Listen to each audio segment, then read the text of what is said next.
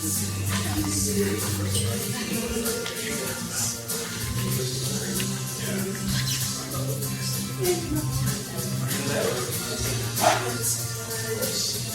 cool to stop it.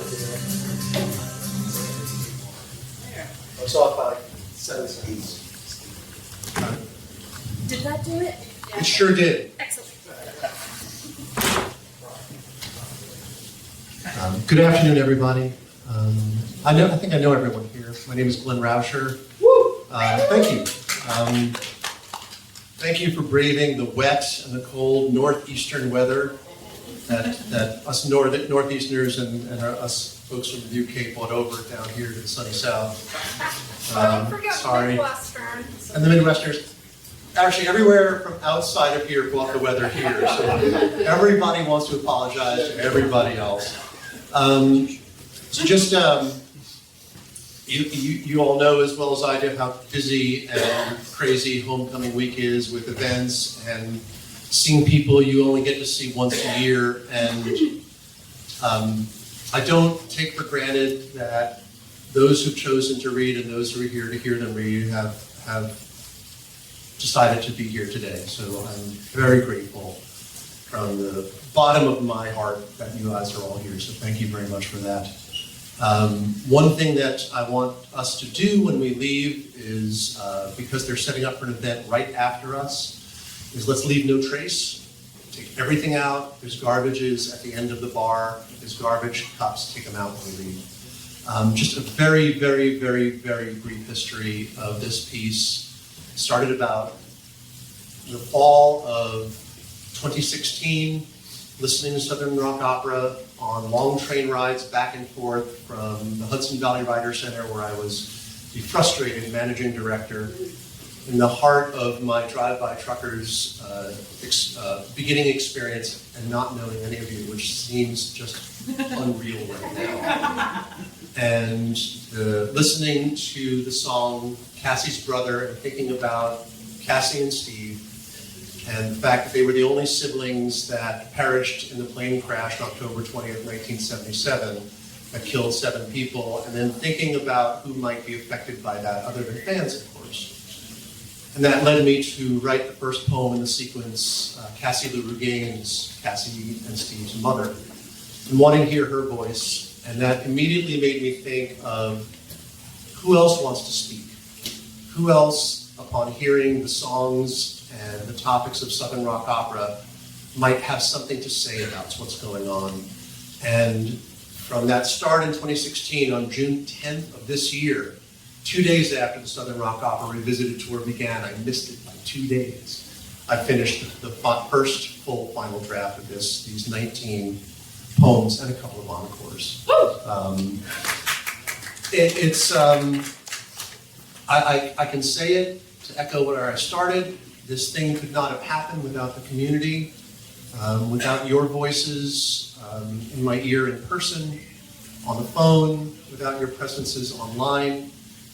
Every one of you is somewhere in one of these poems, and some of you in many of them. So I'm forever grateful for that. I do want to thank especially some of the early readers, Jeff Bernfeld, Jeff Knapp, George Drew, Carolyn Hembry, and especially you might hear in my voice, my readers from here in the South. It may not surprise you to hear I am a northern person. And one of the biggest challenges that I encountered in writing these poems was not fucking up the South. Most of these poems take place... Sorry? It's already fucked up. Yeah, I mean... Like, oh, you finally admitted it. Yeah, and the excellent, firm but kind feedback I got from so many of those early readers, I think you'll tell me after 21 poems, made this a much truer piece of work. So I'd like to thank them in particular, and all of those who gave it early reads and gave me wonderful feedback. Of course, for those of us in the room, and that's most of us who are drive-by trucker fans, I do hope you enjoy the many, many cartons of inexpensive Easter eggs that are littered throughout these poems, sometimes just to make to amuse myself and hopefully you. So the way it's going to work is I'm going to just intro each reader. They are going to come up and read their poem, and then I'm going to intro the next, and we're going to go until the plane crashes, and then a couple afterwards. Unfortunately, there were a couple people who had to step aside because of transportation and health issues. So I'll be stepping in and reading a couple of their poems, and I do want to thank Dean for literally at the last minute for agreeing to read one of the poems, more or less sight unseen. So again, without further ado, I'd like to begin Shadow Country, poems inspired by Southern rock opera, and welcome Candace Fowler.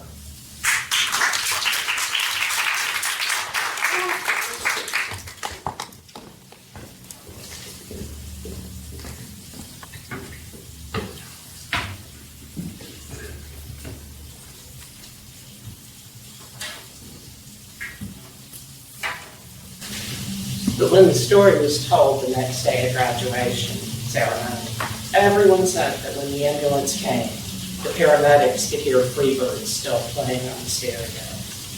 Micky Peters. First thing is you check your kit. PPE, stethoscope, blood pressure cuff, micropulse oximeter, thermometer, CO2 monitor, quick clock, 4x4s and 5x9s, 8-trap, clean roll gauze, deco grip, chest injury seals, SWAT tee, airway stabilization. Let me know if I'm boring you, but this is important. Cyclone pocket, chest decomp supplies, cane tubes, basic meds, routine wound care stuff. So easy to forget that.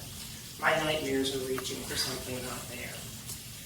The guys, long after accepting me as an honorary dude, still tease me about my hours early arrivals, my checklist, my mnemonics. That night, May 19th, was rain. Steady during the day, but done by 6. With the mid-spring North Alabama heat baked into the asphalt, roads dry quick. But there were still slick spots when my turn started at 10 p.m. We do 10-6s every 3 days, but I'd switched with Brandon, as he and his girl had been at it, and he figured a few weeks of being home for dinner each night might help. He's like a baby brother to me, even though he's only 6 months younger. To some of the guys, I'm like a sister, a cousin maybe. Right, that night, sorry. It was quiet till we got a call around 2 from a farmer out Route 61, south of town.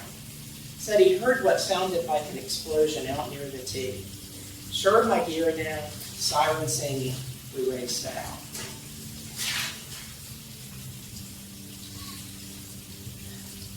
Coming up on the scene, the Chevrolet Chevelle SS was split to the back seat, round a blackjack oak.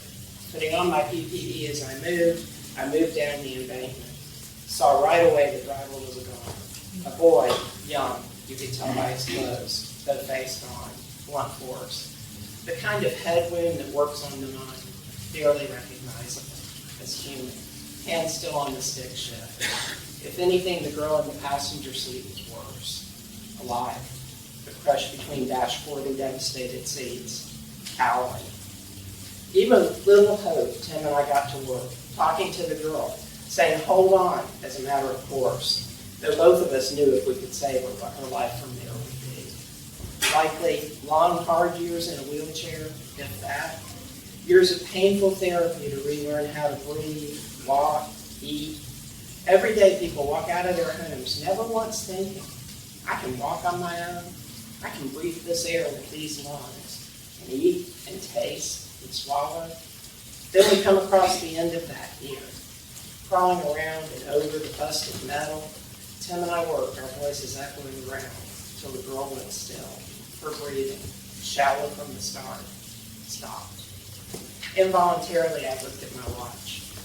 We've been working for less than an hour. In less than 10, I know now, these kids were about to graduate. Some to move on, move out. Some to never go more than 5 or 10 miles from here. Some less. I wonder which ones the next day cried fluid. Which ones remembered close calls, narrow escapes, how easily it could have been done. Being young and alive, and weak, some will forget. I'll remember how loud our voices sounded in the quiet, mine and Tim's. How we kept talking to the girl, Louise. Louise was her name. Beautiful girl, beyond hope. A song? What? No. There was nothing. That car was so ruined that nothing else would ever come out of those speakers. Days of graduation, Patterson Hood.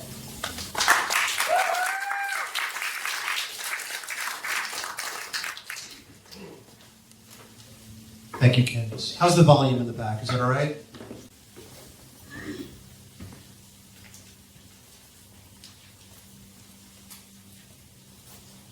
Meanwhile, in North Alabama, Leonard Skinner came to town to record with Jimmy Johnson at Muscle Shoals Sound. Jimmy Johnson. Sometimes it seems I've spent my whole life building young men up with the confidence they needed to fuck up their lives. It was my curse and gift to see in people the perfect version of themselves long before they could see it. The trouble was, they'd catch a bare glimpse and believe they made it the rest of the way. Those Florida boys, though, it was all there from the moment I heard the first notes. I remember the first time I heard their tape. We'd gotten a hype from their manager, lots of bragging, and we were just worn down. Came into town, couldn't even fit them into our studio, just too damn busy playing and hearing some of the finest players a man could ever want to hear. But we found a little room for them to play it live, and those twin guitars, man, not a lick of waste, with taste and skill, and Ronnie's deep growl over so just himself. I was hooked. All they needed was a little gentle guide, and no one's ever called me gentle. That's what I was with them. I mean, how could anyone have driven them harder, make them rehearse more, hear what was right, what was wrong with those songs? It was subtler than that. I had to make them believe that someone else would believe as hard as they did.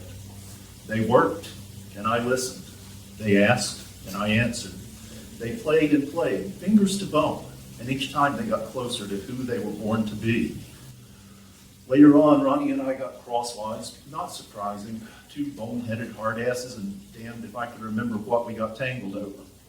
Not enough other folks believed at the start, and enough of that hurt can make a man rage. Later on, we were able to work together on those early songs.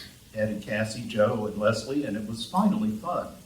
They'd won by that time, not that they ever stopped fighting. Of course, later, I heard that song. Instead of some folks, they'll never apologize, but you'll know they've done wrong. When that verse played, I smiled. We had been known to pick a song or two. Some of the best I ever heard were theirs. And I swore if I ever had the chance to steer my sons, their friends, on a path to being their best, I would spare nothing to do it. Ronnie and Neil, Patterson Hood.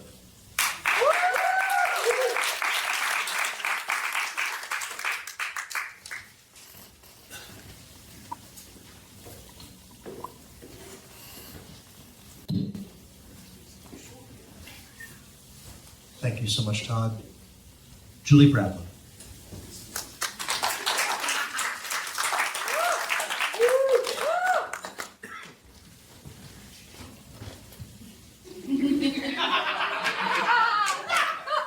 We are what we are.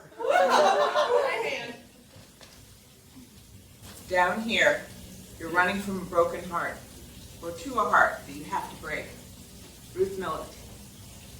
Daddy and Mama get mean. There's always a dark bottle drunk or thrown. I think they mean to miss. Sometimes Mama will put on my Ariel movie and say she and Daddy need to talk some. And they go up and get real quiet. They seem real happy after. I'm glad they talk some. But other times they come back so mad I cry, and they don't even notice. Mama and Daddy will be yelling, and I'll be sitting on the carpet against the couch. I like how soft the carpet feels. I don't look at them, and I just see Mama and Daddy's legs and feet going racing by, voices so loud, loud, loud. Mama shouts names, bad words, and ladies' names, and Daddy says a lot of bad words too, but no people's names. Mama yells at Daddy, "You always run away," and Daddy yells, "Damned if I don't always run back." One time, when Mama got real scared, she grabbed me by the arm, took Daddy's keys, and pulled a heap of clothes out the laundry, took the pile and me to the car and shouted, "Get in," yelling at me, and I cried. And Mama said, "Sorry, sorry, sorry, baby, I'm so sorry." But she was crying too. and we drove out the highway till Mama stopped and pulled over on the side of the road. Mama gave me a peppermint from her purse and had a cigarette. She stopped crying so much. Then she turned the car all the way around and drove us back home. Daddy waving on the porch, a bottle in his hand. 72, this highway's me, my food.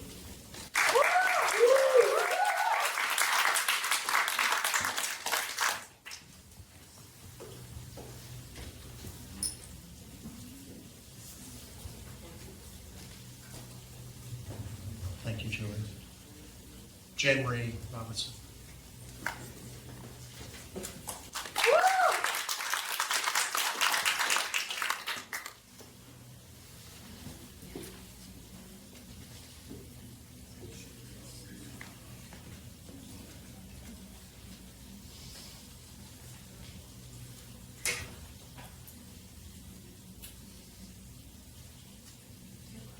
Let me know if you need to adjust the mic.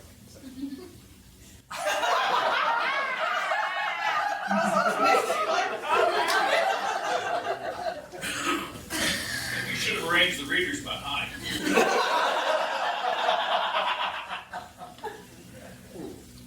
It's okay. I have a big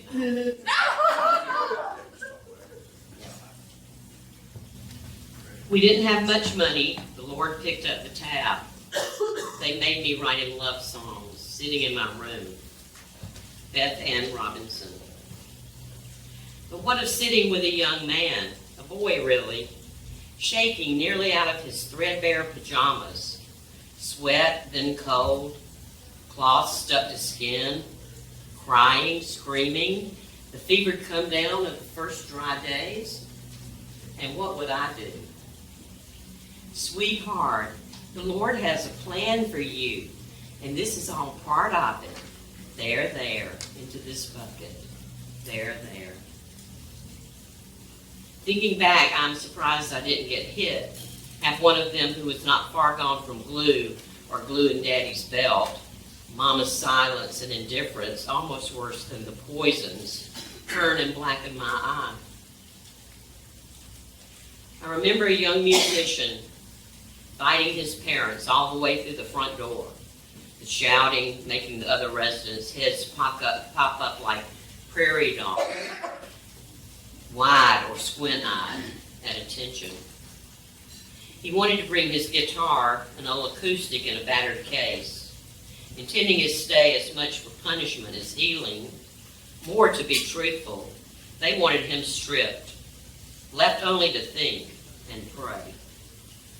Refusing to go through the door, and at their limit of physical force, they gave in. He would hover at the edge of our group meetings, quiet, observing, head at a tilt. I would tell someone, there are things you can do to please the Lord, and he will repay you many times over.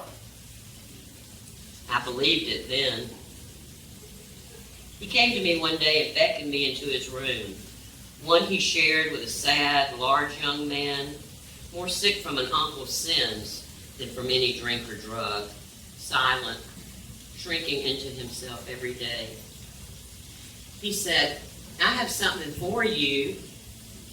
He picked up his guitar, and as he pushed up his gown sleeves, I saw his beautiful arms cross-hatched with scars, some faded, but some still livid, a map of his despair on skin.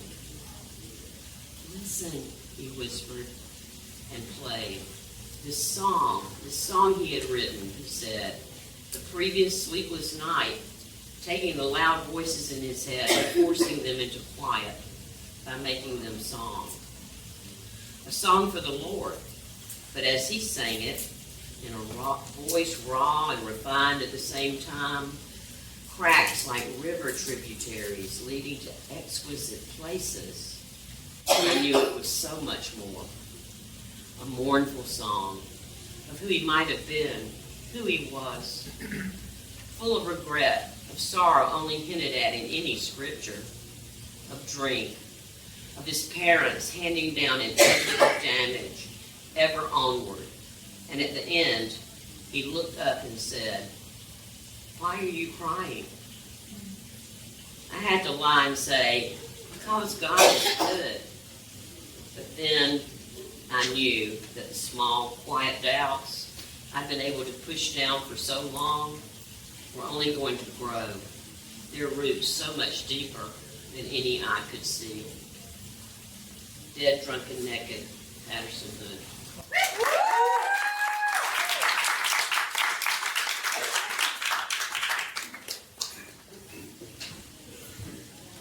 Thank you, JanMarie. The next one, Beth Gavney, and I just want to say thanks to Beth. She did a phenomenal job of editing this at the last minute and making it a much better poem, I think you'll find. Beth Gavney.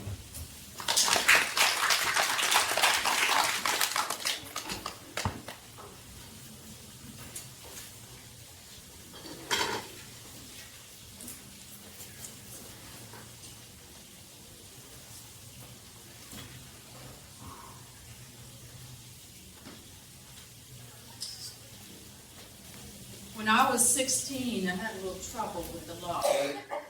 Conrad L. Jones. My family's been in law enforcement as far back as I can remember. Times were different. Police too. My grandfather was a happy man most of the time. A real Southern storyteller. Truth and fiction all mixed, trailing and bleeding into the other. The only time he seemed not to want to talk, to be the center of attention, was when I asked him, at 12 years old, not knowing nothing, if he ever shot a man. He clenched and unclenched. Must have been a 5 whole minutes, with me staring, then looking away, scared as hell, while he filled, tamped down, lit his pipe. Through the wisp, he looked at me, stood up, sat back down. Finally, he said, "Son, we all done things we ain't proud of, but you best think on avoiding your own." My own daddy joined Tuscumbia PD after 2 years on highway patrol. Never liked learning. He did like a drink. And he liked my mama. Hell, she was pregnant with me before the third date. Daddy said if he and Mama were smarter, I'd have never been born. But that'd have been a damn shame. He and I were close, but he always kept his work life private. You know, Daddy and Papa were Southern white men, as much products of the times they were born in. Unlike a lot of their kin and friends, they wrestled as best they could with it. They didn't like poor white trash any more than black folks. And of course, they liked good Christian black folks pretty good. I was one more generation away from any cause, though I know now a lot more how deep that poison runs. One night, my partner, Phil, and I came across a group of kids hanging out by the quick stop, you know, the one over by the highway. 5 kids, 3 white, 2 black. We got a report from the night manager. They'd been making a racket out front, and he kind of suggested they were up to something, you know. Kids will drink out of paper bags, smoke weed, and most of the time we just move them along. I know it's passing the problem on to some other place or another cop, but they don't want to see us twice in one night. So I always hoped that they might just go to some ratty basement. It'd become one of their parents' problems. That night, I don't know why, maybe more booze than grass, maybe a couple of them figured they'd bow up at my partner and me. But we just stood there. We took it like we'd been trained to do for a minute. One white kid, you know, James Ferguson's boy, he played football at the high school, not very good, very large, son of a big car dealer, so he got on the team. He really started coming close to the line. And then there was this small black kid, Preston Reedus. He was kind of standing behind him, whispering, egging him on, like feeding him lines, telling him to stay to piss us off, which it did. Things began to get loud, all yelling. And I don't know how it snuck out, but exasperated, I called out to the kid, "Boy, come here." He cocked his head, and probably without even thinking, he said, "Boy yourself, motherfucker." Ah! Suddenly, everything just went red. I waded in as the group parted, the way a crowd only parts when a police officer pierces it. Next thing you know, I had him by the arm, and the rest of them were hollering close, pressing in, and just as quickly as I knocked him to the ground with my stick, a welt already forming on top of his head, a low whimper as he landed, and all the others were shouting, "Why'd you do that?" as I watched a trickle of blood streaming down behind his ear and onto his neck. My partner didn't say a word. You could hear the beat of the cash register inside the quick stop. My eyes blurred and my head pounded, and I could remember thinking, why the hell is Rita so upset? It was well known they were friends of convenience, the lure of weed overriding baseline distrust. They slowly walked down a side street, left their brown bags on the ground. We didn't even look inside. As we drove away, my partner Phil was real quiet. I said, "I don't care who his daddy is. I bet old Ferguson would say I did the right thing." Phil just looked at me real strange. He didn't say a word the whole way back to the station. The next day, I was writing reports from the night before. The front door of the station swung open, and there was this big dumb Ferguson kid, his dad marching him in. He sat down at my desk. "Son, you got something to say to Officer Jones?" Kid shuffling, looking down. And when he looked down, I caught a glimpse at the top of his head. And my stomach lurched. Not a scratch on it. Guitar man upstairs, Mike Cooley.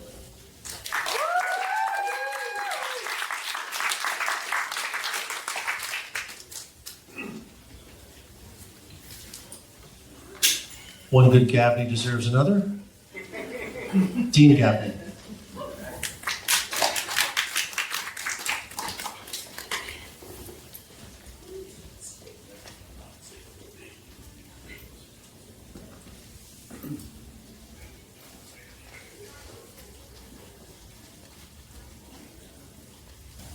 Magic City's magic getting stronger.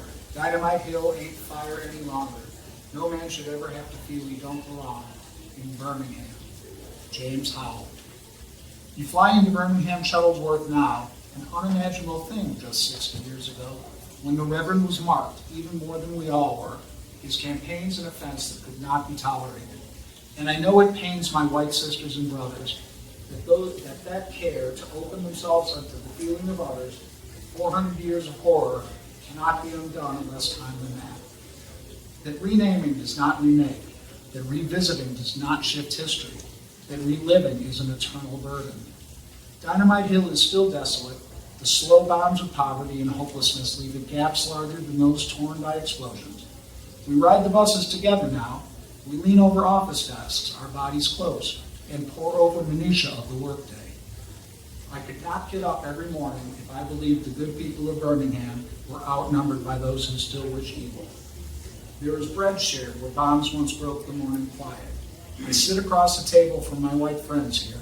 We laugh, speak in familiar cadence, finishing sentences, our accents burned into us from years of Magic City living. We pass newspapers across the table, share stories on our phones, share the silence after we read another story that pushes against our common work.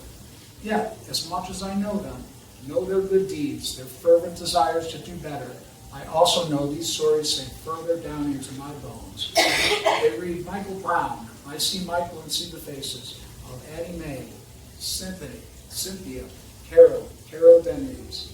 I see Johnny Robinson and Virgil Wade shot right after those sweet girls died. These sink into all of our bones, hardened and tempered by time and broken promises. It becomes our eternal burden to not just feel, but to reassure, to always center the potential wounds before binding our own. Better than most in deep winter cold comfort, generations pass and pass away, not knowing any kind of mountaintop.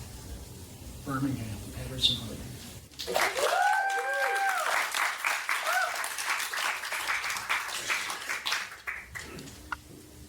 Thank you, Dean.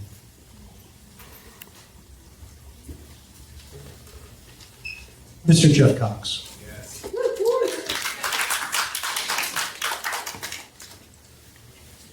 I thought I just had readability on this. I didn't know I had to read and write. Beth, thanks for. His bride could hear the cannon, and she worried about her man, Samuel Johnson. I see their eyes widen when I tell it, and even wider when I show the whole. It's almost enough to make me smile. But what I remember lying in that Tennessee dirt was how dumb I felt, how reckless I was to leave home, to leave my Mary, and go off to war, only to die alone. It wasn't the dying. A man knew he was going to die at some point, and if he was right with the Lord, then it was an infinite blessing to be so transformed. Even though Shiloh was a different level of hell, we'd seen death already, and not in glorious charges the rich men who stood on soapboxes shouting told us we'd see. What we saw were other boys from Lauderdale, clutching their guts as they wasted away from typhoid, dysentery, malaria, suffocating in a tent from pneumonia as we stood there, helpless.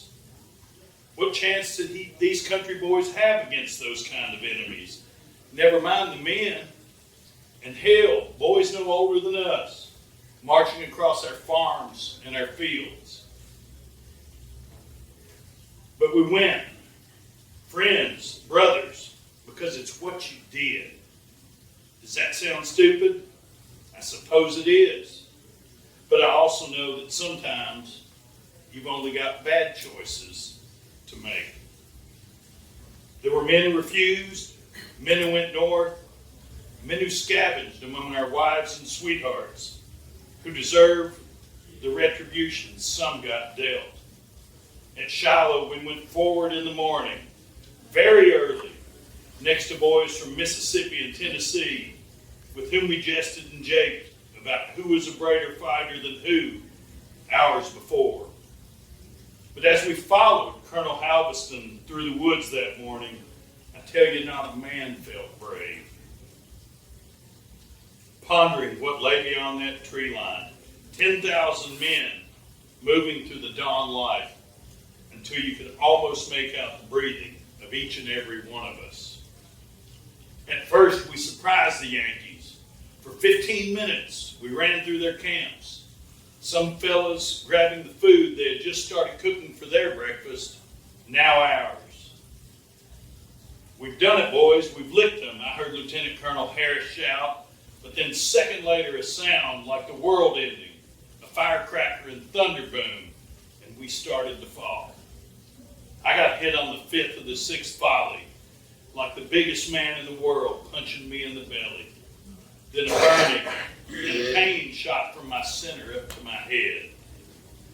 Friends pulled me away, but just as quickly were called forward for the next attack. We'd go forward 15, 20 times a day, a mean big fist fight with guns, not fists. I lay on the earth, unable to drag myself away, and looked up at the smoke obscuring the sky. We'd waited 2 days for the rain to clear, and April 6th was a perfect Sunday. At home, Mary and I would be in church, listening to the preacher talk on the Lord and the peace being with him would bring.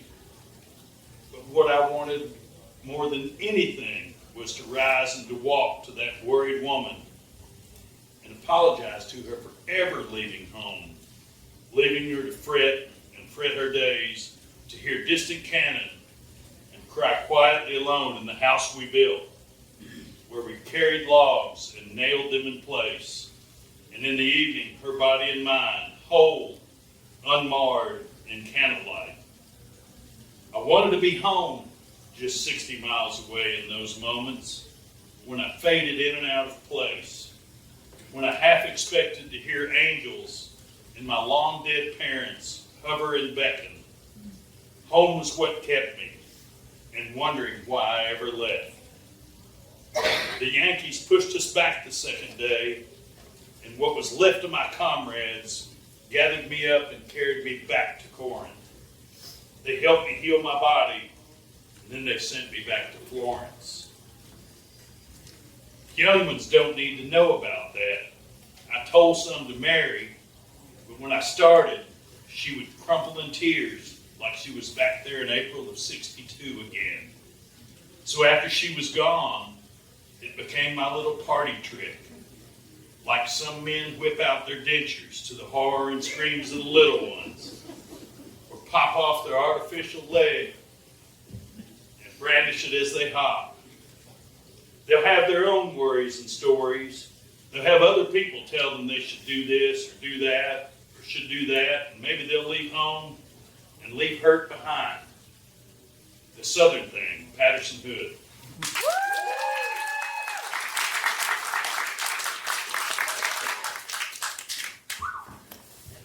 Now, did you hear about the rabbi and the... That's the act after us. Lynn Fowler.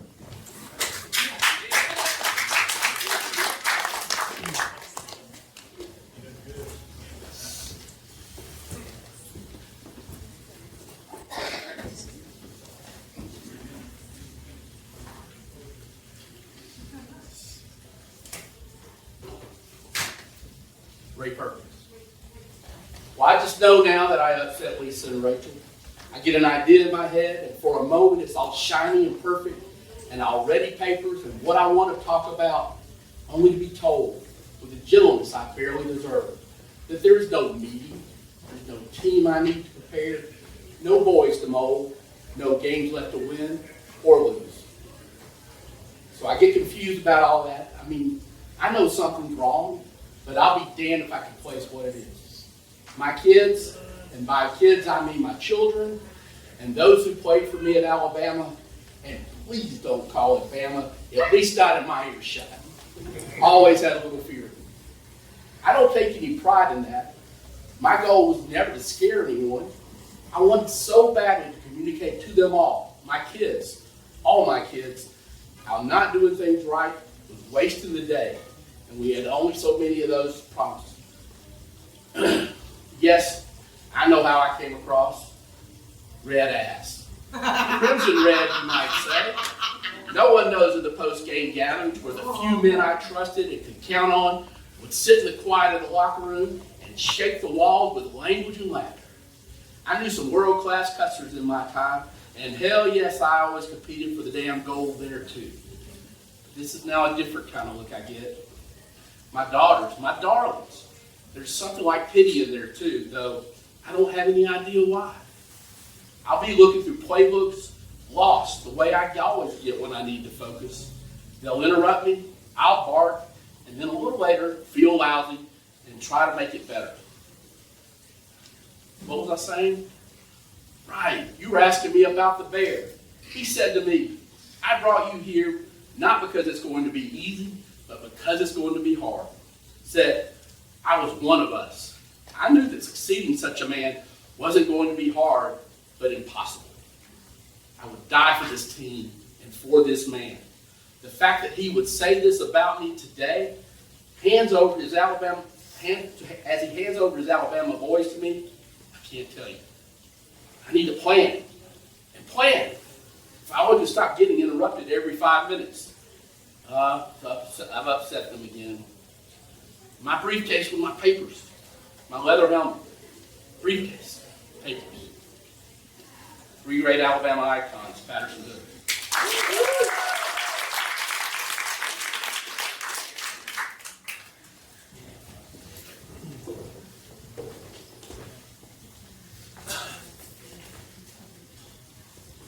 Thank you, Lynn.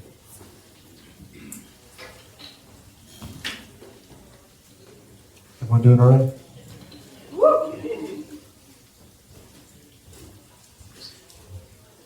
I guess hell's just a place for kiss-ass politicians who pander to assholes. John Malcolm Patterson.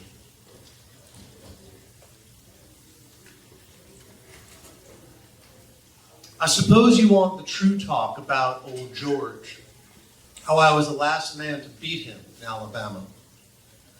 Now, I also licked 12 other men, but all anyone wants to hear about is my beating that one man, and how he learned to never let anyone do that again. How the sin of losing seemed worse to George than the bigger sins we'd each committed and far too late repented. I don't know whether he actually said those words. I won't say them now. Maybe I should have thought about that back then. But we did say it, practiced it, almost believed it, and I guess in '58, I practiced it better than all. I won. I have to live with that now. I don't much want to try and explain away the worst parts of the life I've led, but I guess my worst was mostly making black folks' lives damn near impossible. But I'm at the end now.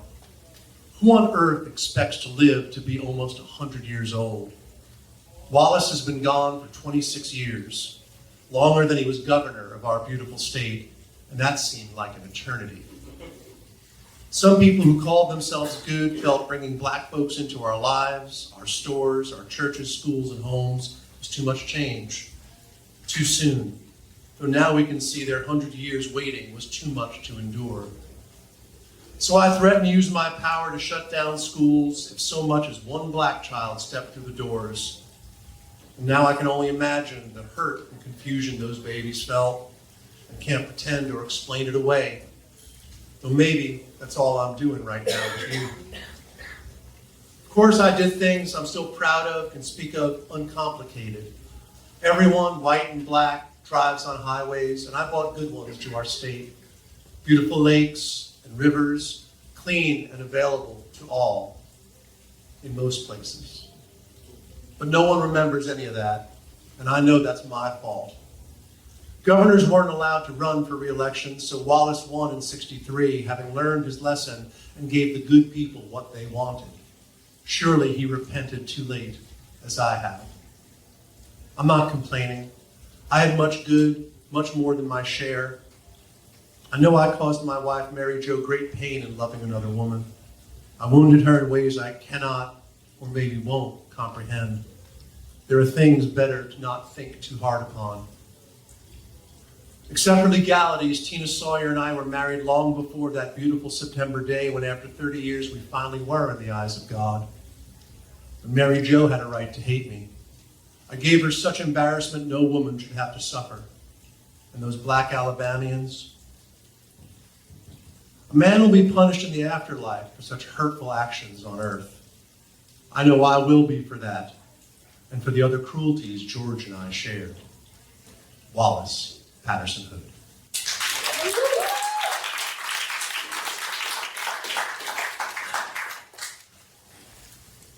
Thanks so much. John Bewall.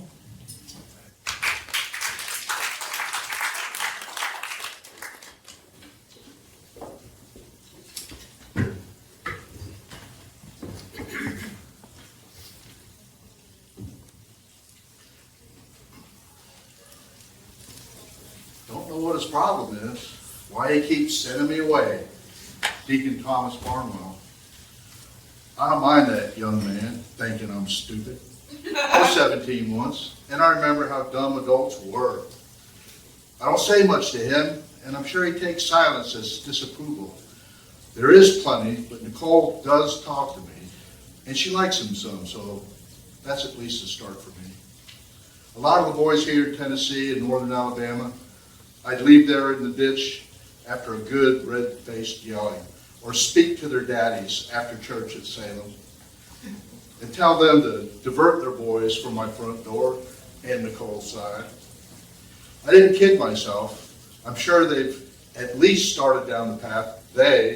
Hell, we all do. My job is to be the brake.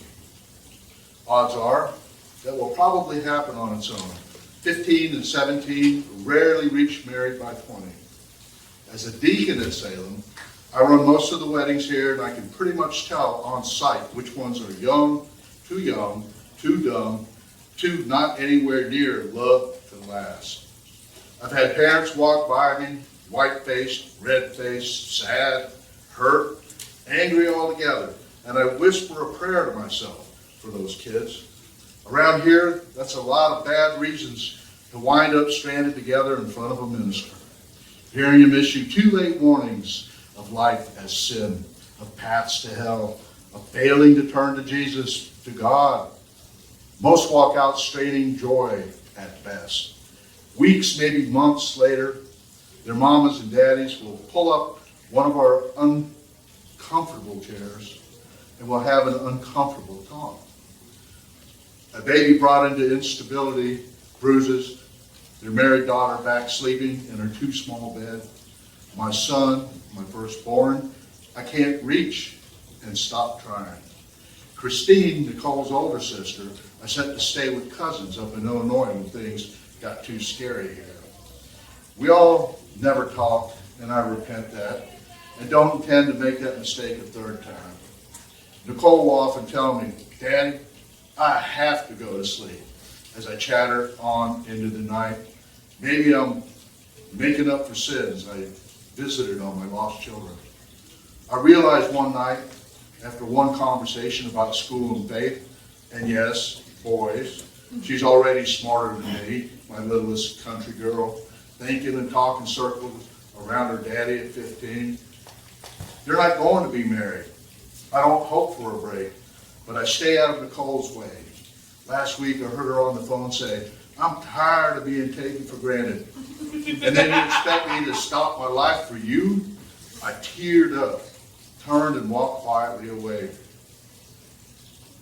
She told me a friend of hers down around Colbert Heights ran into John last week, him going on about how Nicole don't put out and how she's going to die there in Zip City. I doubt it. But more than a daddy's pride that knows she'll get over this small hurt and leave here, and me, finding love, her own faith, and better things. Zip City, my coolie. Yeah.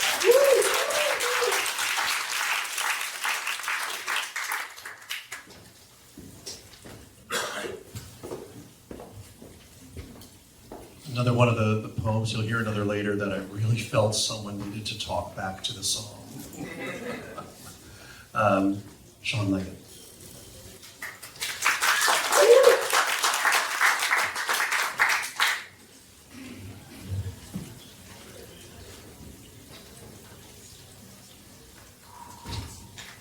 I fucked a lot of friends.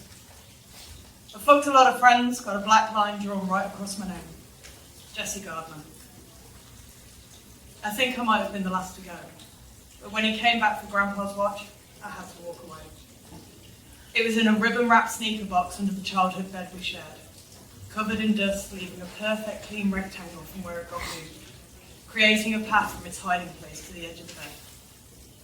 Leaving dust on the old quilt, spilled, useless items strewn.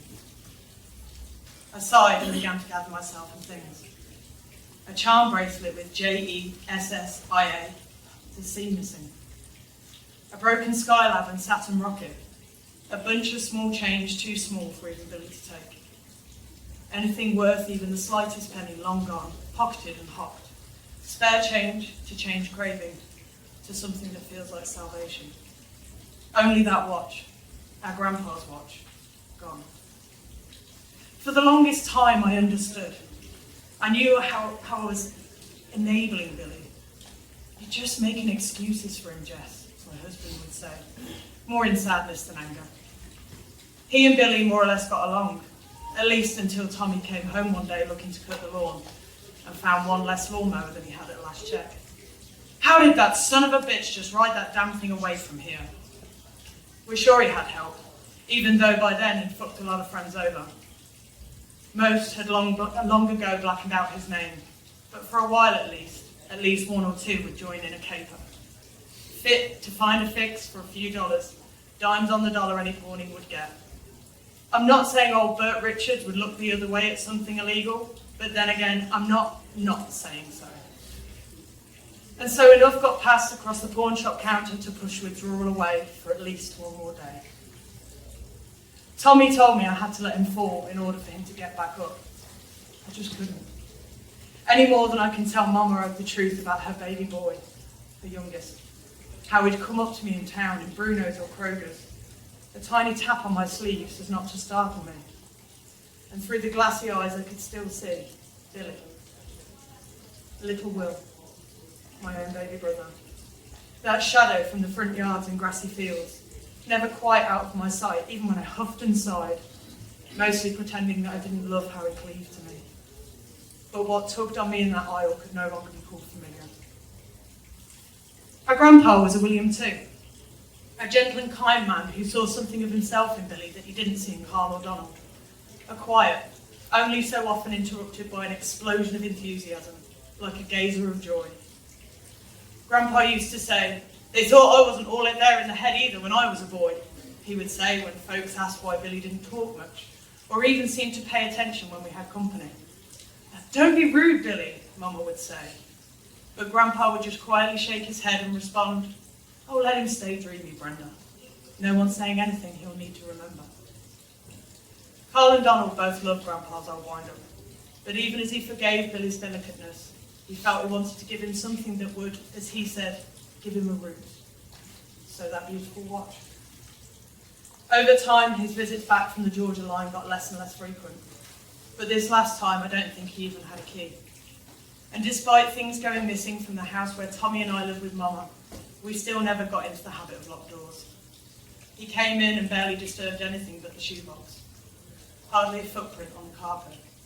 Just remnants of the box and a single empty glass at the kitchen table. He was always so thirsty. Move, drop alone.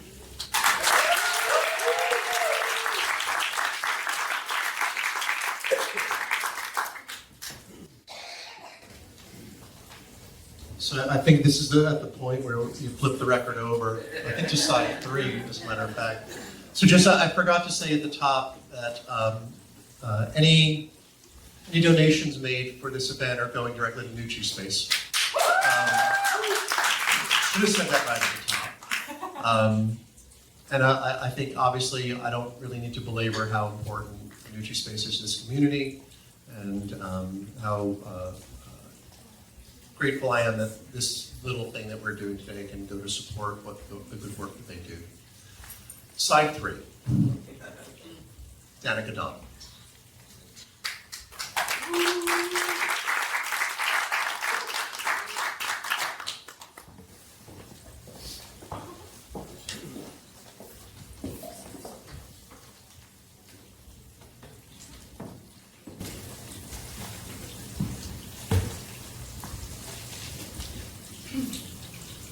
On my way home, got pulled over in Rogersville, Alabama, with half an ounce of weed and a case of Sterling Big Mouth.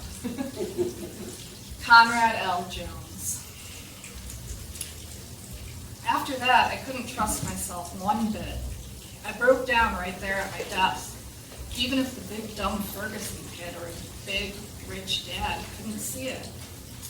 I asked Phil to meet me in interrogation, and it just all came out. I knew Rita's family would curse my name, but at the same time not be surprised a bit.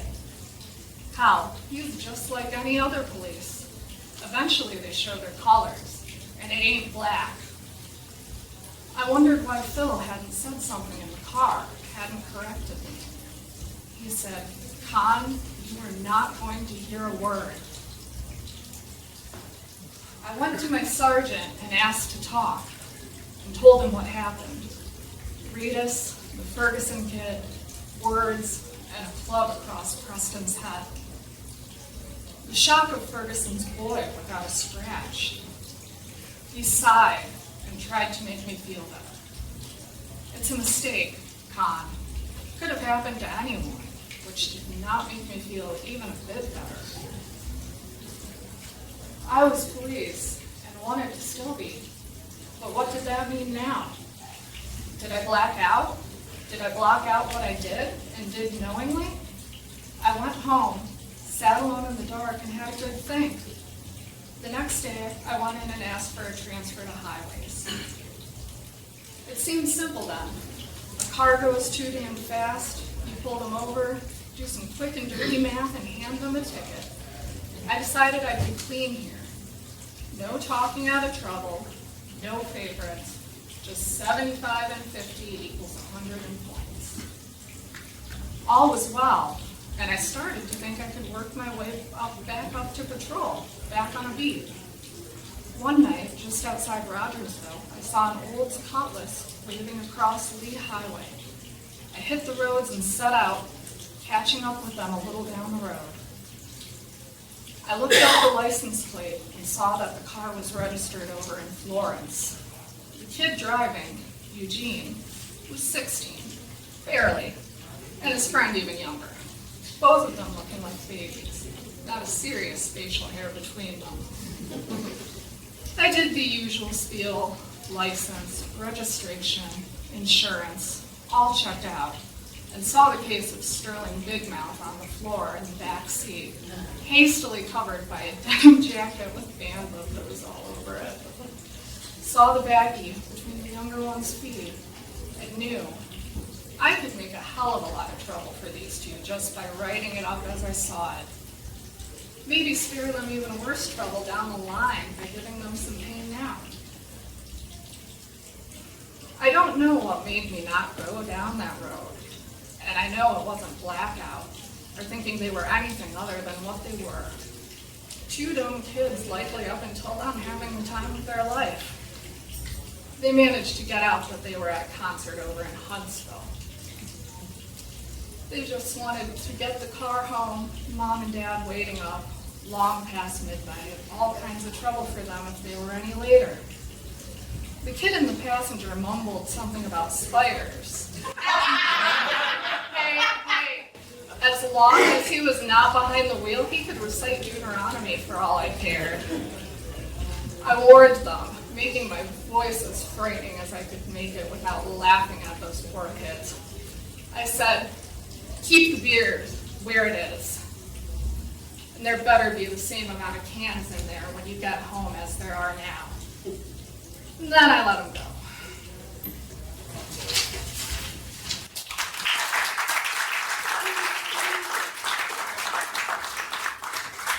And if it needed to be said, let there be rock. Patterson Jesus, the one thing I don't make a note of.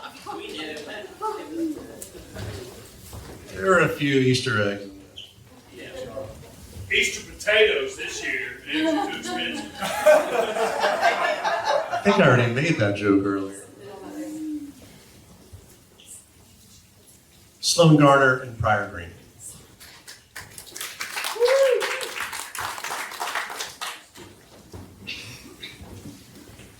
A man taller than me in this reading.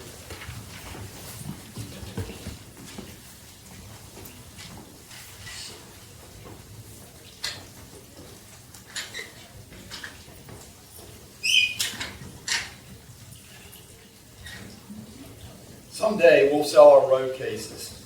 We don't need them anymore. Burt Richards. Listen, I know what people generally think of pawn shop people. The lowest. Lower than burglars and bankers, profiting off people's pain. I can tell you some folks here in town have only survived because of selling a few things of valuables they had. In the end, food and shelter is a lot more than some baubles from your dead grandma. Oh, they all come in here eventually. I mean, the life of the local rock star ain't too particularly steady if we're all being real. I mean, some of them boys is best intended, but they're mostly fuck-ups, you know? No better with money than without, and worse in ways. I never had no musical skills, or if you believe my buddy's taste. I'd rather spend 5 or 6 hours under a Camaro fixing some HVAC, cutting the damn lawn. Hell, anything with my hands. I can fix a broken egg if you give me enough time and tools. I get why some folks listen. It's just not for me. I'm glad for it, though. Walls of this place might as well be hanging with 10s and 20s instead of Fenders and Gibsons. Sometimes it's worse.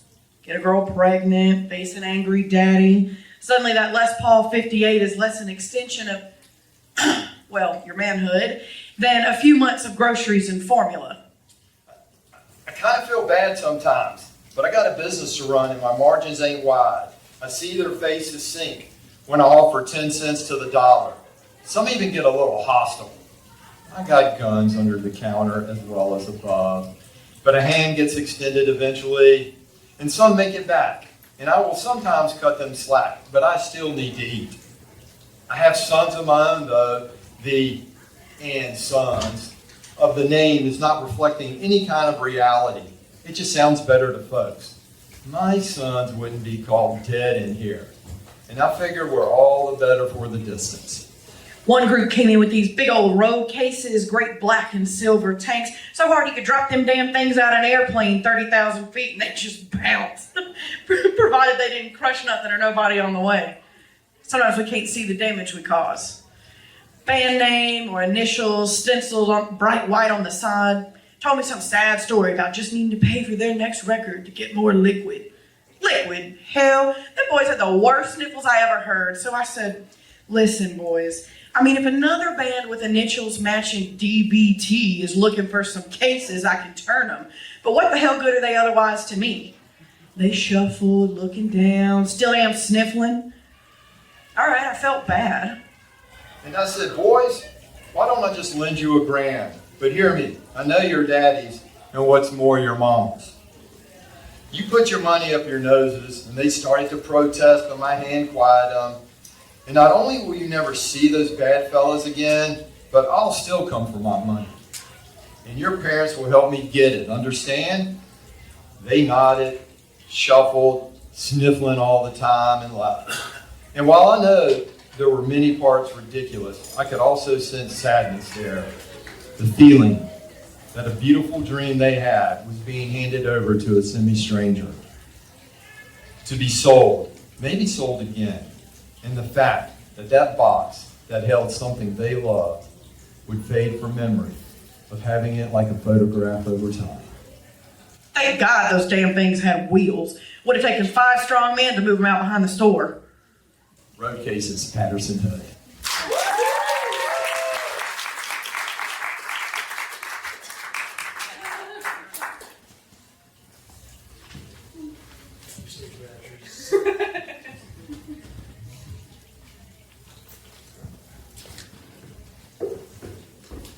God, Pryor.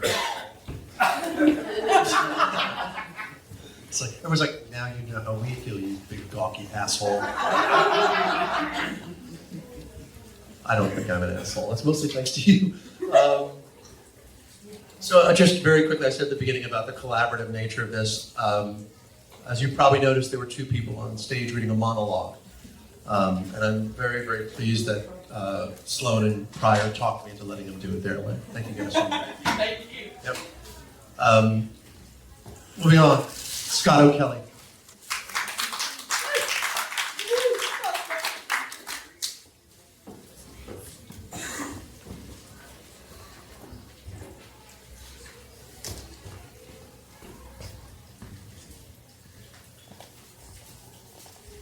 If I make it through this year, I think I'm going to put this bottle down. Andrew Calhoun. Most of the town knows me as the Southern doctor who got learning up north, which is not true, or at least not totally true. Shirley went to Johns Hopkins, so if you consider Baltimore the north, then it's true. I did my advanced schooling there, but so much of what I think makes me a good medical examiner, I learned right here in northern Alabama. I knew I could have made a lot more money leaving home for work, but it just never stopped being that, home. I loved the natural geography of the island rim. The way the Tennessee River flows through the valley, wide and deep in its own alluvium. The valleys themselves, widening and narrowing like the earth breathing. And I love the people. Some still tethered to old, wrong-headed ways, distrustful and listening for a hint of the north in my voice. Awaiting betrayal never in my heart. Even as I met with them in cold waiting rooms, trying warmth in some of their darkest moments, there was a narrowing of eye, a tightening around the mouth, wanting to hear it, if they had to, from anyone else. But most are like most people anywhere, trying through their flaws, faults, baggage, and limitations to just catch enough joy to make the darkness livable, to cope with love and understand changes in the world they could hardly imagine. Every once in a while, a good old boy or a good time girl would consider would crawl under my skin. A few years ago, a fellow named Tom Jenkins ran into him while getting a bottle of good red wine for a dinner with friends. And he's outside Anderson's Liquor, pulling the cap off a bottle of Jack Daniels, unsteady. He looked over at me as I stepped out of the store. "Doc Calhoun." "Yes, Tom," I answered. Doc Calhoun." He smiled. A slow, sick man's smile. "Hey, Doc," he said, pointing at my bag with the bottle inside. "You get what I'm talking about, right, Doc?" As if we picked up a long-ago conversation, dead in the middle. "Doc, if I make it through this year, I might just, Doc, I tried to keep an even look and clearly failed. Yeah, well, see you around, Doc." He disappeared around the side of the store. About 6 months later, I laid out my tools, took a deep breath to steady myself before my team came into the exam room, and whispered under my breath, "Halfway there, Tom." Women Without Whiskey, Mike Cooley.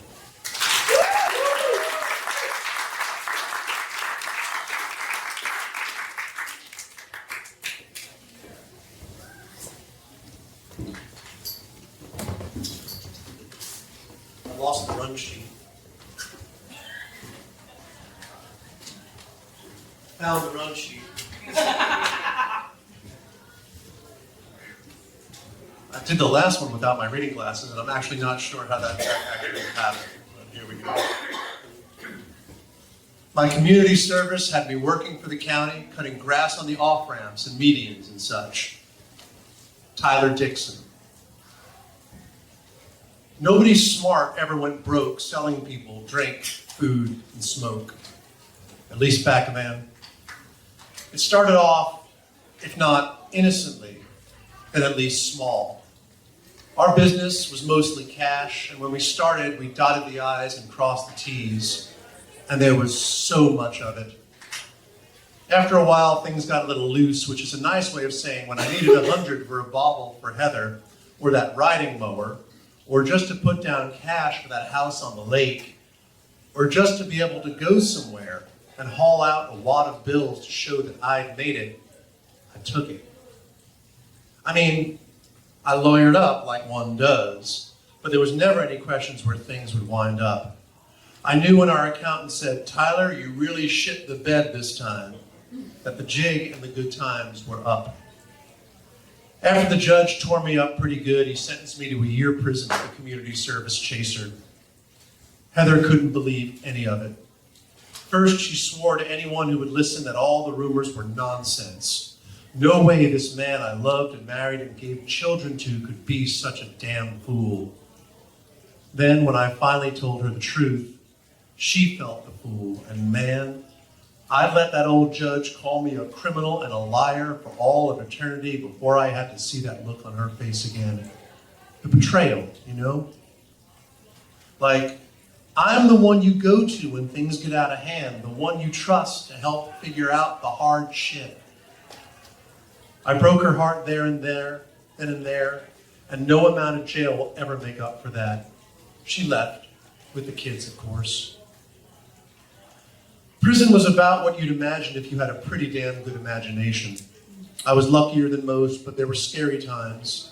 Men who'd sooner cut your throat as look at you, and worse, the men totally broken, totally unable to go back to the world if their sentence ever did end. And how does anyone? The way it works is you get paid for work you do in there, contract work. It's generally between 50 cents and $1 a day. To give you an idea, pretty quickly I got a gig out in a cotton field on an old slave plantation, I shit you not, and did 6 hours a day, 5 days a week in Alabama summer. And as I walked out on my last day, they handed me $585. I stupidly figured out that was 75 cents an hour. I watched older men fall out from the heat and the guards take their sweet damn time in walking over, forgetting the water we were supposed to be guaranteed. The only guarantee was that a lot of big companies were going to make a lot of big money, and it sure as hell wasn't staying where we were. The last part was my community service. I could have done soup kitchen or even taken some work in a factory that hired men and women just out, but I wanted nothing more than to be alone with my thoughts about how it all went so wrong, and what in me was so messed up that I would do what I did, not believing it could ever wind up as it did. So I asked for and got median work on the highways. There were times I wished I'd still had that old John Deere rider, but it and those days were long gone. Where I was turned out to be a particularly bad stretch for accidents, the ones that took someone away marked by plastic crosses of all kinds, flowers and notes strewn on and underneath. I found myself taking my breaks by them, occasionally reading a note or two, thinking about the whats and whys of each crash, kind of telling myself stories about what might have happened. Someone leaving a bad marriage at speed, never getting past the town line. A man full of good Sunday cooking, never knowing what hit him. Like my daddy always used to say to me, son, it can always be worse. Then I'd carefully collect my trash. I knew now how much had to be cleaned by someone else. Put my work gloves back on and got back to cutting. I always said I'd go back and look up names, but I never did. There are so many things you intend to do, but never get or take the chance, or fuck it up pretty good when you do. Plastic flowers on the highway, Patterson Hood.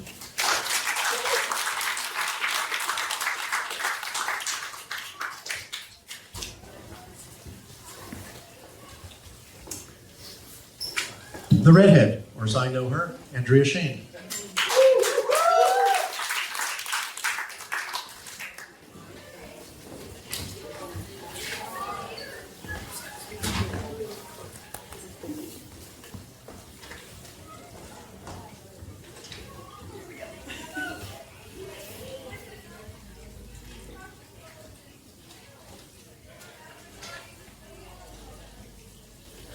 Cassie's brother was an Okie boy, played guitar just like a god.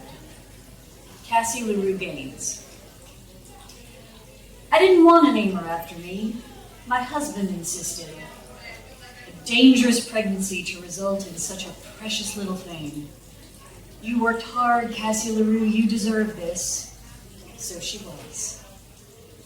All along, we fought like we were battling over the name. Baby was tough. Stood up to me, schoolboys, tomboys, teachers, always that big chip. She got her bruises, survived them. At about 9, she started to sing. Stevie was born easy, just under 2 years after Cassie, and toddled after her all the time, her little shadow. Till the very end, I suppose. When Cassie started to sing, of course Stevie grabbed whatever secondhand instrument we left around and tried to play along. Cassie tried to swat him away, but he always stuck. Even when Stevie started playing football, if Cassie whistled, he'd skip. Skip practice, homework, friends. He'd sit next to her, whatever she was doing, that big smile, ever present. Joe asked her to sing with that band.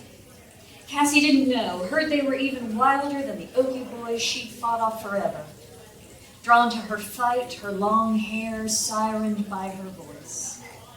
She went and Stevie was proud and lonely too, jealous a little. I'm sure Cassie didn't want anyone in the band to be out, but then Ed was gone. She asked the boys to give Stevie a chance. As a favor, they did. Expected nothing, not knowing Stevie playing, writing, hours. Cassie was the one who called and told me. Said, Mama, I can keep an eye on our boy for you now. I've watched videos of them together on stage. Cassie up on the risers, singing and then watching her brother play, body and instrument alive and aligned, music he'd been born to make. They had each other, I thought, and it would be all right. And I hope at the end, before they hit ground, Cassie baby held Stevie, told him they'd be okay. They were together forever, no matter. And if anyone who was there with them in that swamp knows any better, they know, or at least have the decency, not to tell me any different. Cassie's brother, Rob Lamar.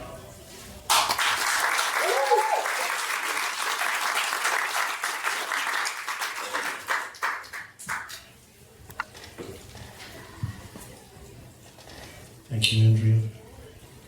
Michael Cerberus.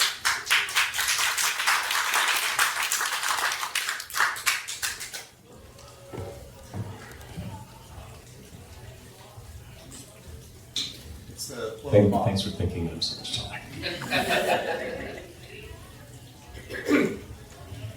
Ain't no good life at the Ford plant. 3 guitars or a life of crime. John Darren Burns.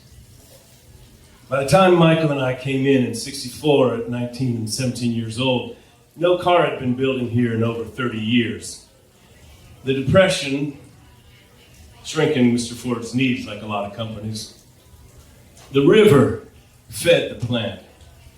When it first opened back in '24, 100,000 gallons of water was fed from the tank into the operations. 225 horse boilers, fire and assembly around the clock. At peak, 800 men pushed 200 cars a day down the track and out to the rest of the country. But it didn't last. We sent car parts all over the country, but it wasn't cars. You get the difference? We'd send 8-inch diaphragm power brakes boosters or an 8-rib serpentine clutch pulley for a Galaxy, but that's a world away from seeing metal born into form and driving off the line. We both told Bobby we'd kick his ass if we ever saw him on the line. By then, the plant was dying like so much of the area, but a lot sadder given the history. Bobby was filled with music. From the time he was a baby, he'd be banging and crashing on anything that didn't move, even a dog if it didn't jump and scurry. And funny, even if folks didn't like Bobby, he could still make them laugh, even if there was a sting. He was there at the beginning, 64, not even 14 years old. And from then on, it was only playing. Those wild little fellas, raw as uncut cane, tough and crazy, all of them. They get together every minute they were not in school, even some days when they should have been. You understand how tough you have to be as a drummer playing in the Hell House? 100+ degrees, and never let's talk about playing there in the summer. Hours and hours they'd go. Ronnie driving them, Bob going again and again, dying to get it right. Every once in a while, he'd come home, wrecked and wrung, and ask us about coming to work. We told him he could come, but we'd toss his ass in the St. John's, watch him float under the Matthews Bridge. He'd laugh. Both of us were dead serious. Somehow, Bobby made it through those early years, and when we heard those damn songs, boy, we could not believe that was our little fella. Damn long way from Ma's pots and pans. He saddled up and hit the road, and we'll tell you, things did not get easier, even as the crowds grew and Bobby had some money in his pocket for the first time ever. But they knocked Bobby around. One time, Ronnie stuck a gun to Bob's head. You play the motherfucking song, I'm gonna blow your brains all over this room. And this was just a rehearsal. You imagine something like that happening? And then getting in a bus or on a plane with such a person? When Bobby was just a damn 15-year-old kid, already with a band, our parents left. We couldn't help ourselves, never mind Bobby, and he never asked either one of us for a couch or a piece of floor even. When we found out, we didn't know whether to hug him or hit him. On the road, he found he couldn't speak to anyone about the ghosts and haunting he felt in his head. Bipolar, we now know, but then people were just crazy, lost, or assholes. Bobby was none of that. But by 75, he could barely do anything other than play drums. Play that music for 2 hours a night. In Germany, he took something, he never told us what, and wound up in hospital, first there and then again when he came home. His head just couldn't take it. In a way, sober or not, he just never came out. He wound up in Georgia and kept mostly to himself. He met Marcia, and she and her daughters brought some much-needed joy to Bobby's life. Losing her before her time likely was too much. We don't know what happened to that car in Cartersville. Doesn't matter much, really. Tree or gun, deep water or pills. Bobby may have avoided the boring life we had, but he couldn't withstand the one he did. Life in the Factory, Patterson Hood.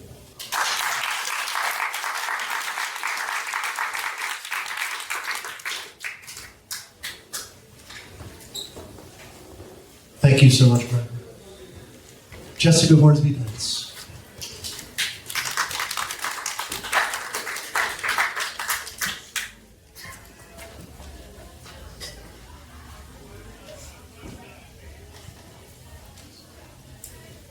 The time has come for you to shut your mouth and get your ass on the plane. Joe Billingsley. I want to tell you that there were times I wish I had gotten on that plane. I want to tell you the truth about those boys and my beautiful Cassie, but so much you can't know or won't understand, like so many others, sometimes even me. When I was 16, I got an audition at Juilliard, New York City. This girl from Senatoma. Go into that place? Can you picture it? I could. I knew, I know that God had given me a gift, maybe the only gift he gave me, one that led to many others and many taken away. My life was to be sharing that gift. I knew New York was far and I was scared, but I also knew my instrument would come out home, clear and crisp as Northwest Mississippi May sky. But Daddy never let me go. New York was Babylon, and his little girl would be ground up in it. Long later, high as I could get, on one of the coldest April 11th nights New York City had seen in 50 years, I walked over from the Beacon, the show still a kaleidoscope in my mind. Sounds, fans on their feet from the start. The boys are blurs as they crisscross the stage. Leslie, Cassie, and me singing. Through smiles, holding each other. It hardly ever felt better. Coming and conquering as we did. I weaved down to 65th Street, stood in front of Juilliard, and cried. I brought my Cassie in. She was living in Oklahoma, pretty much just getting by. And after Ronnie hired me, she'll do just fine, he said, without ever hearing me sing. He asked if I knew of any other female singers, and I knew my girl from Ponchos in Memphis State, and though she'd not heard the boys, with Leslie, we were three, part of the band, instantly. My voice and Ronnie's just went together, and the three of us, I was the low, Leslie high, and Casey holding us together in the middle. Stood on the stage that way too. We watched out for each other, but no one can help you if you can't or don't want to watch out for yourself. By summer of 77, I was so sick. Dope sick and drink sick. Sick of seeing a face I didn't recognize leering back at me in the mirror. Wasted and wasted my talent. Ronnie had this idea of going back to just the boys going out. And he didn't mean any harm by it. Trying new things, even if they were old. Because he had his own face in the mirror he was trying to change. Cars wrapped around trees, broken bones in hotels, all the women who didn't understand them, who they did not care for or understand like they did with us. The women at home trying not to know or notice getting tired of being on edge and on the edge all the time. I was back with Mama, taking care of me in Senatobia when the Street Survivor started. 4 shows in, and Ronnie felt something uneven, incomplete on the stage without me there. He called and said, "Come to Greenville, JoJo. Come and sing with us. Ain't the same without all the honkettes." Little Rock was only a short ways from home, and as much as I wanted to see them all, the boys, Leslie, and my sweet Cassie, I said it, my heart could wait a couple of days. I so wanted to hold them all, to laugh with them, make people lose their minds every night, do the thing that brought me more joy than I thought my life would allow, to redeem myself in my eyes and in their eyes. I went up to Memphis the night of October 18th. I dreamt of planes spiraling down, black smoke and trails, breaking metal, and a terrible sound of screaming. 2 days later, my mama called me. For a long time, I hated in my heart anyone who was still alive, especially myself. 10 years later, I found him and could see him. I would feel so very alone if I didn't know that they, I'm sorry, was with me all the time. Shut up and get on the plane, Mike.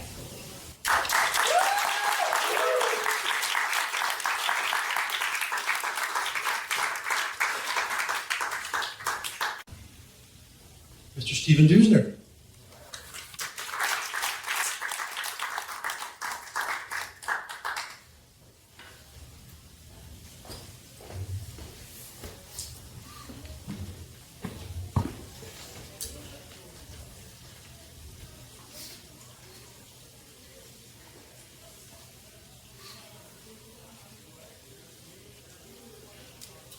Call you up when I touch down at the airport in a Louisiana town. Buddy Fields. We were all listening to an old G AM FM transistor in the break room. The flight was supposed to land around 8 o'clock, but as that hour neared, we started getting word from Houston and Macomb about distress calls. A rattled pilot trying to find a place to make a forced landing. We could land a big one on the Strip, but for the most part, we handled smaller planes, regional flights. We like to think of ourselves as a local spot for planes around the South. And we got to know lots of pilots pretty well, of course. Some, when they had time to spend and a little light on after sharing after hours with us, would tell us of near misses, of hair-raising escapes, and how when they went up, they knew something could always go wrong. A good landing is one you walk away from, more than one of them said. The band was in the air 150, 200 times a year. They had to know that every damn time was a dice roll. The possibility of any damn thing happening and nothing they could do about it. I could hardly believe it. I was working at Harding. No one here calls it Baton Rouge Metropolitan. For about 18 months. And while a lot of the old timers thought I was a bit of a freak, there were places in the country, especially where I'm from, where long hair and rock music was not particularly welcome. I worked hard and eventually they considered me one of them. I was working a swing and got word that a Convair CV 240 would be coming in. No one was supposed to know, but they had to tell me. Having heard me sing What's Your Name, That Smell, It's You Buddy, they laughed. And especially their old ones, Sweet Home Alabama and Saturday Night Special. Man, I loved them all, every damn song. And my friends and I were headed to LSU Assembly Center on October 21st, the next night. When I first put in for a couple of days off, my boss, Grady, hemmed and hawed about them giving it to me. And barely held back his laughter seeing how uncomfortable I got. The guys were behind me, unbeknownst. And when they lost it, so did he. Go see your damn band, buddy. It was enough that I finally get to see them. They played New Orleans the previous summer, but new at the job and not far from broke. I could not possibly go. Some friends did, and though they tried hard to tell me how incredible it was, I knew. They still had some glow on them from the night before, but the thought of them stepping off that plane with Leonard Skinner stencil on the side, even if I just caught a glimpse, it took my breath. Turned out that night they were 10 minutes away. The plane had crashed in Galesburg, Mississippi, 60 miles from us. When the news came over the radio, there was a little hope at first. A lot of planes go down, and while people get hurt, it's amazing what human beings can walk away from. But slowly word came in. Dead. Some. Rescue. Swamp. Fuel. Other flights were coming in, and I went to grab my gear and head out to the strip. But Tommy put his big paw on my shoulder and said, "Son, sit for a while." Hell, I didn't even notice I'd been crying. But once Tommy said that, I heaved and sobbed and kept calling myself stupid. I didn't even know them. And here I was, keening like a child. I tried not to think of their songs, but do you know how hard it is to get rid of a song stuck up inside just any old time? Right now I did not, and I did want to hear one of their songs. Did and did not want to take the ticket for the next night out of my wallet and tear it up. Or frame it so I'd always have it. Or just disappear. Eventually it was all confirmed. Ronnie, Steve, Cassie, and 3 others, and I'm so sorry I did not know their names then, worthy lives as much as the band's. Though now, of course, I do. Dean, Captain McCreary, and Officer Gray. It was unreal, and so damn final. Years later, the survivors, or at least some of them, got together and called themselves Leonard Skinner. But I'm sure when it got quiet at the end of the night, even after a great gig, they knew. Something ended in that swamp in Amity County. And nothing, no matter what you call it, could make that live again. Greenville to Baton Rouge, Patterson.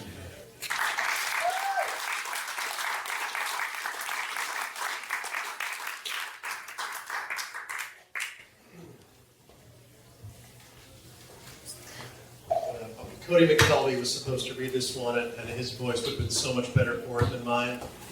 Here we go. Patterson often says this point. Now we come to the end of the story.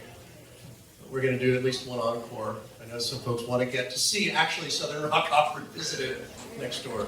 So I will, as they say, get on with it. Friends in the swamp.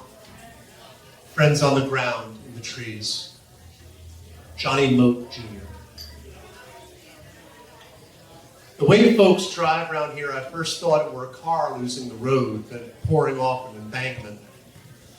The noise would have been a big wreck, bigger than any ever before, but that was my thought. But before long, there are copters circling, and hell if I didn't think there's cops chasing after escapers from nearby Federal.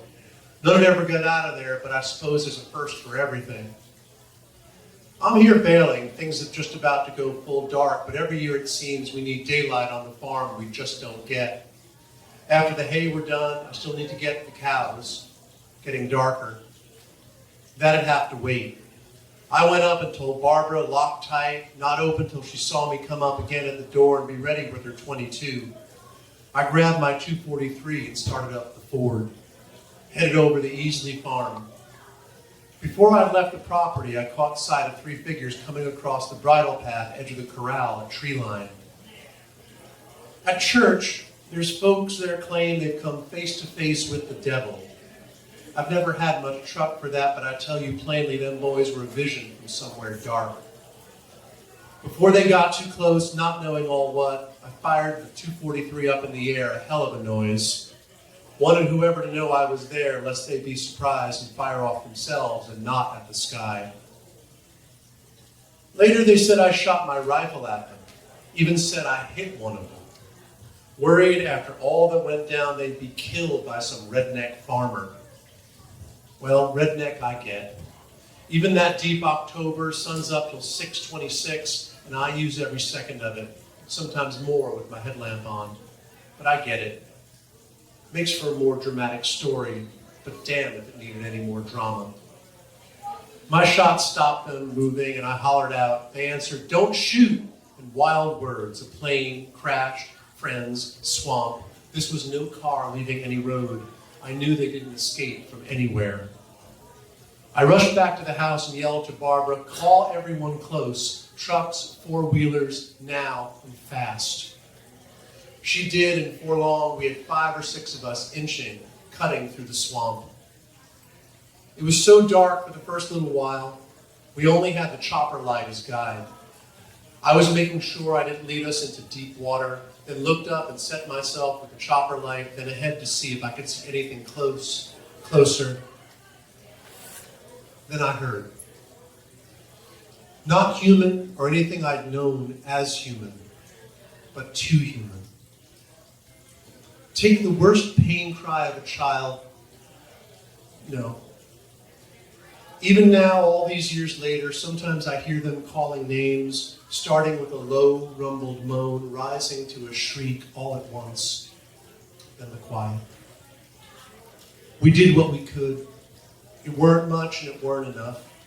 All so broken, scraps of plane and people, engine oil shining on top of swamp water, paramedics' voices low, reverent, low and slow. What was hidden then by the darkness, revealed at dawn's awful brightening. Angels in Fuselage, Patterson Blue.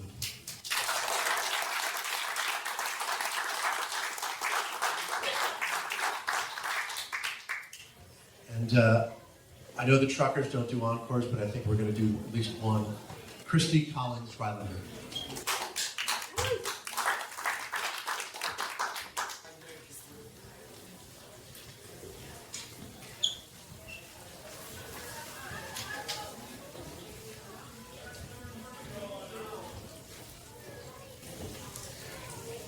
And then after. Of course it hurts. Though hurt doesn't quite capture it. Not hurt like a kid's skin knee she keeps playing through. Raw red, but spring calls and you just keep moving. Less abraded than crushed bones. Pain too big to describe. When I saw him again, and the anger subsided enough for me to be sure I wasn't going to kill him, he started with, "You told me to take her home." Gorge rising, bitter sandpaper in the throat, I said yes. Just take her home. But you never did listen to it. I knew his shame and mine and the town, our friends, those who came with their smiles and left eyes cast down, full array of feelings. Those that stayed, a hand on my white lace shoulders, the comfort of silence, knowing no words could fill up newly empty space. Looking back on it now, there were, of course, things I missed. He used to say how fond he was of me. Fond. And love, yes, love. But the word never poured out of him, pure and free, but crawled, as if each profession was practiced. Well, there are things I have come to love since. My children, grown now, and with weddings that were perfect, even for all their flaws. This home, simple. Each idle minute with intent, mutuality in space. I love all of it, freely. The words sprung from my throat as it pushed from down in my chest. And he said fond, not in love. And then he left.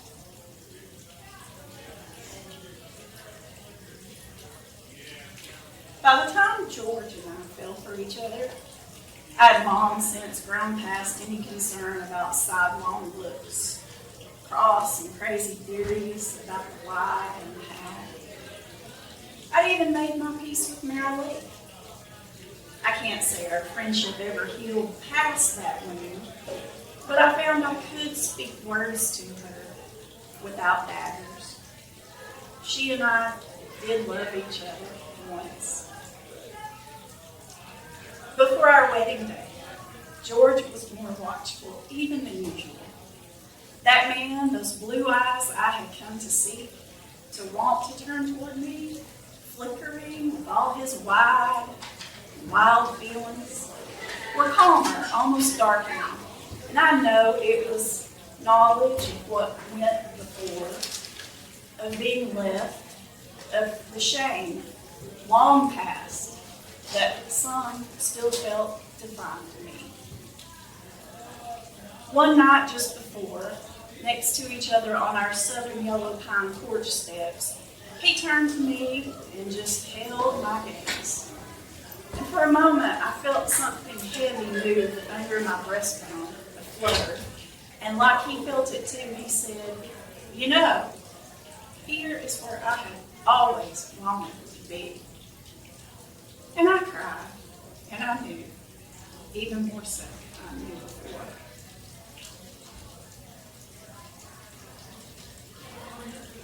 On our wedding day, as I walked down the aisle, sun through stained glass, for a moment hid him in bright light, and then 3 steps later, he appeared again. And I could hear sounds from our friends and family, honks and snuffles, occasional gulp of air. I was dry-eyed and rooted, as I knew I would be. I don't think too much of the first time, the first attempt. By now, it makes a good story. And in the telling, if someone asks, it feels like another person, which it is. It was a loss, but having lived alone, having now lost George, having that part of my heart broken, and coming to my own end sooner than later, it was one of many, no bigger than those that came to matter more. My sweet candidate, Patterson.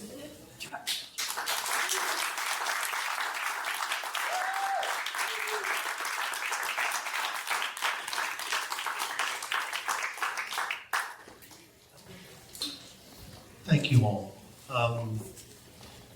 I'm so grateful for you being here, and now let's go to the rock show. Thank you all.